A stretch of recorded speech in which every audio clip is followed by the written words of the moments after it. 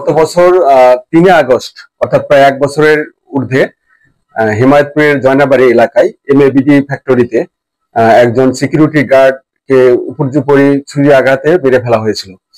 তো সেটা এতদিন ক্লুলেস অবস্থায় ছিল। এটা এটা আমাদের রহস্য উদ্ঘাটন ছিল না বা আসামি গ্রেপ্তার ছিল না। এটা কে বা কারা করেছিল, করে এটা পরবর্তীতে মানে 2024 সালের 4 আগস্ট সকালে তার ডেড বডি পাওয়া যায় এবং অন্য একটা গার্ড যখন মানে তার সাবস্টিটিউট আসে তখন দেখে যে তার দেহটা ফ্লোরে পড়ে রয়েছে। এবং তারপর থেকেই সাভার থানায় যখন মামলা রুজু হয় তারপর থেকে এটা মামলা কোনো অগ্রগতি তেমন ছিল না।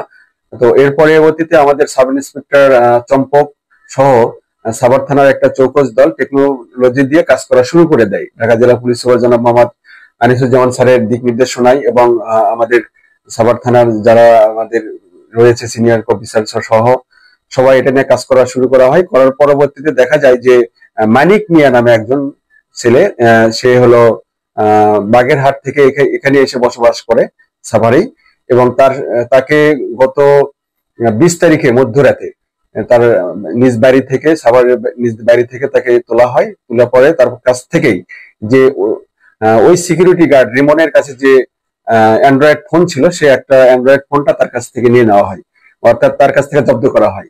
তো এটার সূত্র ধরেই অপর 3জন, যেমন ভোলা সরকার, সাইফুল ইসলাম, হৃদয় আহমেদ, ভোলা সরকারের বাড়ি ঝালকাঠি এবং অন্য 2জনের বাড়ি সাভারে, তো তাদেরকেও ওর কথা অনুযায়ী এই 3জনকেও গ্রেপ্তার করা হয়। সুতরাং এই 4জনকে গ্রেপ্তার করার পরে তারা বলে দেয় যে তারা সেই দিনে ওই ফ্যাক্টরিতে, এমএবিডি ফ্যাক্টরিতে তারা মূলত চুরির জন্য গিয়েছিল, কিন্তু রিমন তাকে দেখে ফেলাই তাকে তারা উপর্যুপরি ছুরিতে তাকে আঘাত করে তাকে হত্যা করে। এবং এর প্রেক্ষিতে এটা আমাদের তারা ব্যাপকভাবে তাদেরকে জিজ্ঞাসাবাদ করা হয়। জিজ্ঞাসাবাদে তারা আমাদের প্রাথমিকভাবে আমাদের কাছে স্বীকার করেছে এবং বিজ্ঞ আদালতে 164 ধারায় গতকালকেও তারা এই হত্যাকাণ্ডের সাথে যে জড়িত তারা সেটা স্বীকারোক্তি প্রদান করেছে। এবং সব